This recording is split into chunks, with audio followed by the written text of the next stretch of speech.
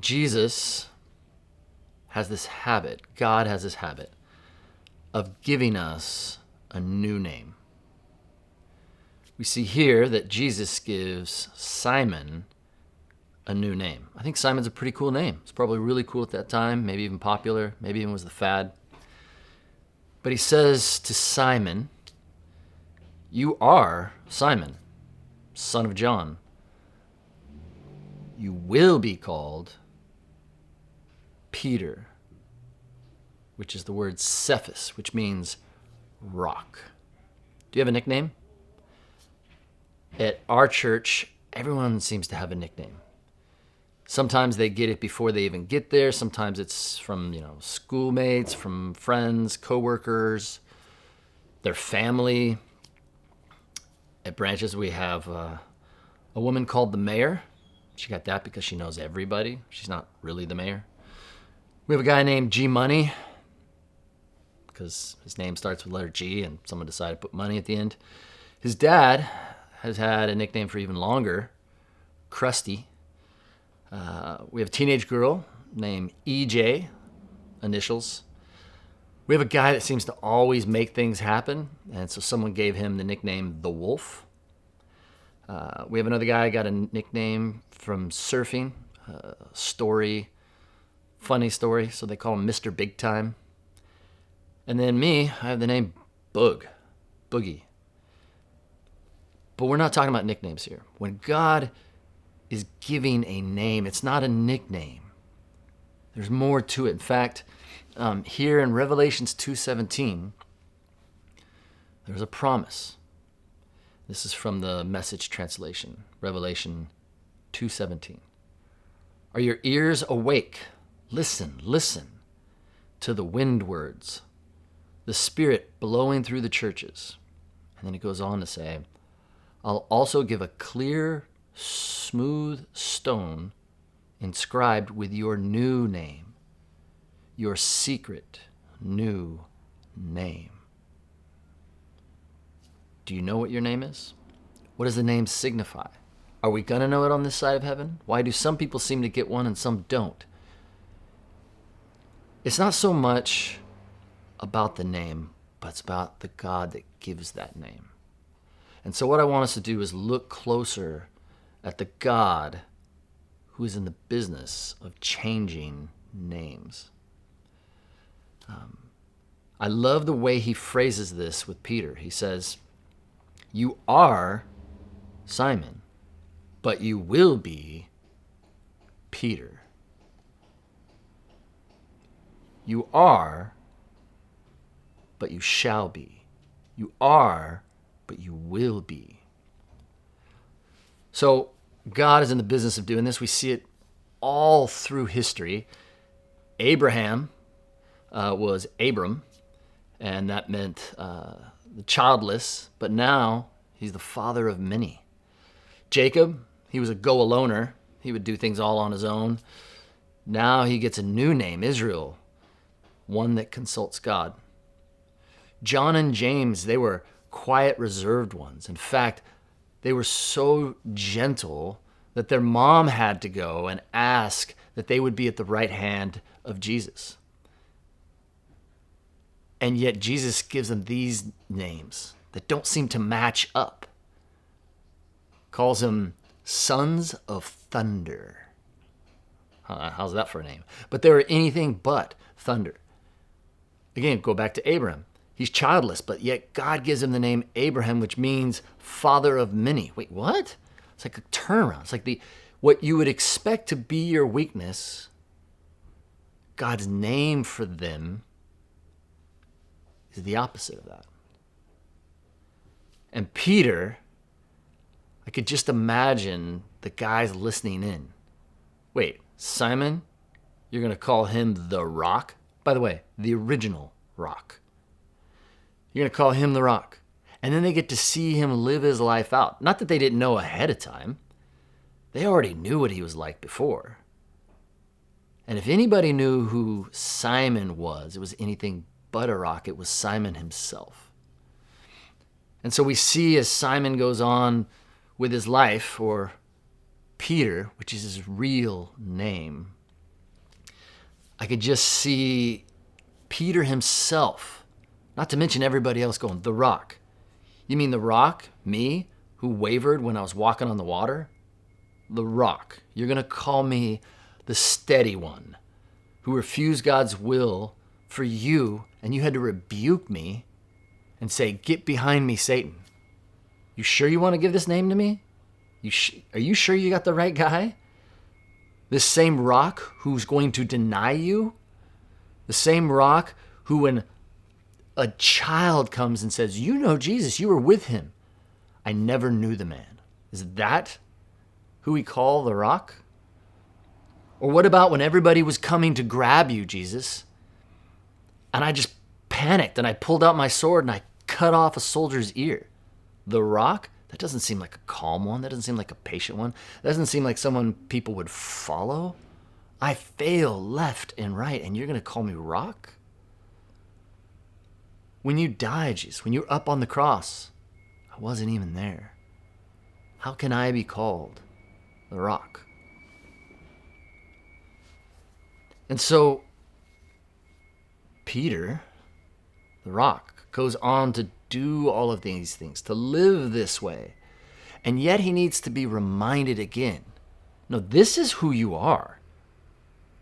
And so in Matthew 16, Jesus is hearing what everybody is saying about him,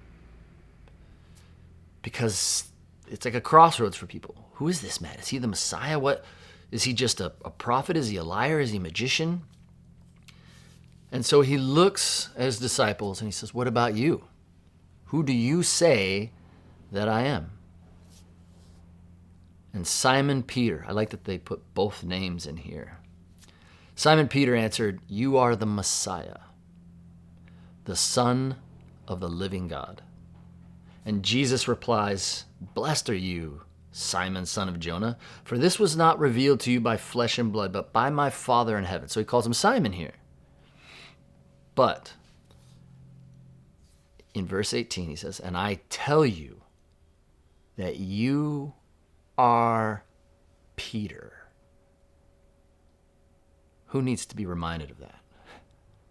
Peter. He needs to be reminded of who he is, because Jesus, when he calls us by the name of our becoming, of what we will be. You are Simon, son of John, but you will be the rock. So what God said to Peter is unique in terms of the fact that his name is Peter, because not everyone's going to get the same name. But the idea, the reality of us having a name is what God does. Ask Abraham, ask Israel, ask Sarah, ask the sons of thunder. And I've seen this happen in real life, because I don't know how we find out about our name. God chooses when to reveal it to us, whether it's here or whether it's there, whether it's now or whether it's later. And for my son, my oldest son, it happened before he was born. God made it clear to us. We loved the name Keaton. I just liked the way it sounded. It's just cool, right? Keaton. But we realized we can't just name him that because it sounds cool. Like, come on, there's got to be, we want meaning behind that name. We want to have God choose his name, or at least we are choosing the name and giving it as an honor to him, or to our son's legacy or his future or where he came from. And so we got one of those books that has all the names of children and what they mean. And I want to flash back now. That was in 2001. And so we flash back when my wife was a senior in high school. She wanted to go to a Christian private school. She felt that's where she was supposed to be. That's where she was being called to. But it made no sense for her to go there because she didn't have the money to pay for the extreme cost of tuition. And so she just went to go pray at a beach called Lost Winds. Overlooking the beach is a cliff, and there's a lookout. And so she leaned against the fence at the lookout, and she just started praying, going, God, why are you calling me? Why does it feel like you're pulling me to this school, but I don't have the means to pay for it? You know my family. So she just kept praying and just unloading to God, confused, but submitting. And it was one of those moments where she felt God's presence. Now, a lot of times when we're praying, we feel like we're just speaking to the ceiling, like, God, are you here? Are you listening? But this moment, she knew God was there. And so as she just released herself into his will and she opened her eyes and she looked, there was a hawk within, like, if she had just leaned over, she would have touched this hawk on the head.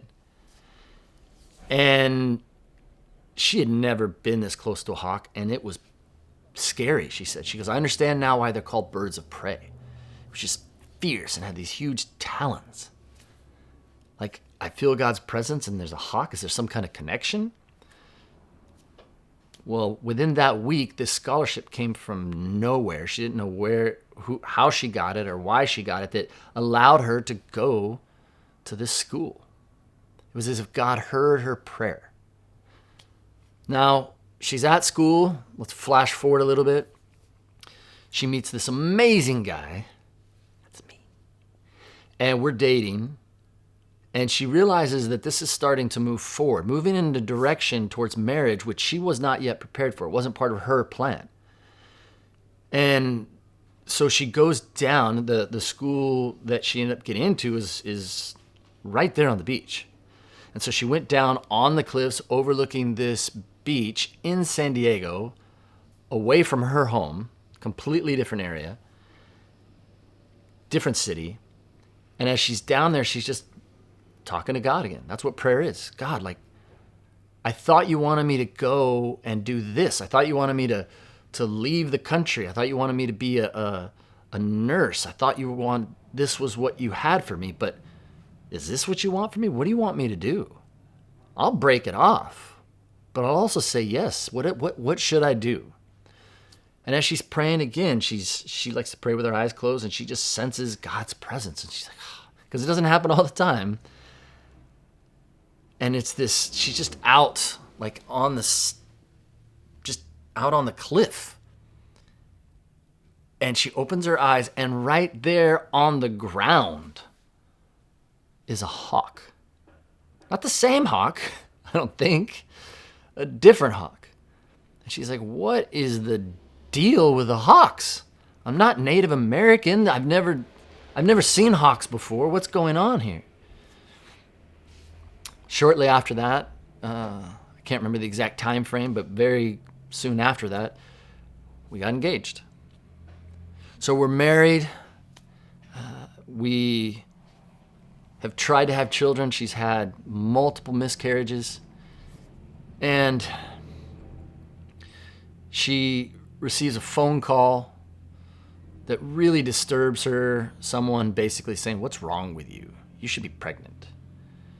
And so we're on a vacation. We're actually down in Mexico now, a different country.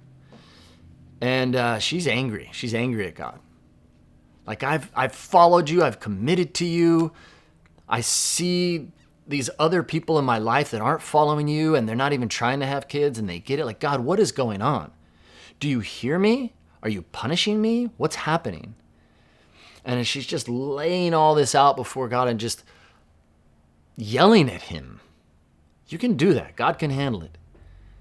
As she's doing that, she again just knows that she's just surrendered to him, and she opens her eyes, and within 15 feet above her, not one, not two, but 3 hawks are circling above her head. Again, what is the deal with the hawks? So this is in the summer, and shortly after that, she becomes pregnant with our son. So now let's fast forward to 2001 as we're looking through this book. And she remembers, and she says, hey, what does that name Keaton mean? Because we had just given up on the name. We moved forward. And I open it up, and I see the name. I didn't even think I'd see it in there. I thought we made the name up. Never heard of anyone named Keaton before. And I see the name, and I just close the book. I put it down. I go, that's his name. Done. Keaton means where hawks fly. Now, I share that not to just share some amazing story. I share it to show that God gives us our name, our real name. And for me, it is so encouraging because I know that Keaton belongs to our God. I know that Keaton is known. I know that God has a plan for him. I don't know what it is. I know that God is in control, and I know that God will use Keaton Wesley Rose. You also have a name. Whether you find it on this side of heaven or afterwards, God has a name for you. And he seems to have this habit of choosing a name for us that seems to be the opposite of our weaknesses. God knows you. God loves you, and he has a plan for you. So whether you feel his presence, whether you see a hawk, whatever it is, just know that God has shown himself faithful time and time again. He did it with Simon, who he called Peter, because Peter showed himself to become the rock. Our church, it's called Branches. At the time, I knew that God gave us that name for the church. I looked online to see if anyone else anywhere had a church named Branches, and they didn't. But it didn't matter because I felt that God was calling us. I am the vine, you are the branches. And I felt that that was the name that he had for this community of faith for however long he would keep us together. Now there are other churches named Branches. And people ask me, are you okay with that? I didn't come up with the name. God gave us that name. He probably gave them that name as well for his purposes, to bring honor to him. And there are times when I'm thinking, God, you called us the branches. Are we not abiding in you? Aren't you supposed to bear fruit? Because there's times when it feels like there should be more coming from this community of faith. Like we should be doing more in the world. And then there's times where we're just blessed, going, that's why you called us branches. Look at what you are doing, God. You know what you're doing. The thing about Peter, the thing about Keaton, and the thing about Branches is that God is in the business of calling us by the name of our becoming. You might not see it at the time, or it may not be fulfilled the way you thought, but God is faithful and will finish what he started. And I love this because when he tells Peter, after Peter says, you are the Messiah, the Son of God, he says, you are the rock. And then he goes on to say this, I will build my church on this rock. You've got to know he's not saying he's building his church on Peter. God doesn't build his church on a person, on a personality. What he's building it on is the truth of what Peter has said. You are the Messiah, the Son of God. And Jesus is saying, on this truth, which is the rock, which is the steadiness, I will build my church. So for us here at Branches and any other church, it's not our job to try to build the church. God does it. He's the one that's going to finish the work that he started. And he says the gates of hell will not overcome it. And when we hear that in Revelation, we immediately think, oh, good. So as the church, we're protected from being attacked. No. The gates are at hell. The gates are protecting hell. And what God is saying here, what Jesus is saying, is that on this rock, that I am the Messiah, the Son of God, I will build my church, and this church will storm the gates of hell. We will bring light into the darkness. That's what we're meant to do. Church is not built on a person. It's not built by a person. And it's built on the statement that Jesus is the Messiah, the Son of God. And we have a purpose and a calling. And it's to be a storm that charges into the dark and brings the light of the good news. God bless.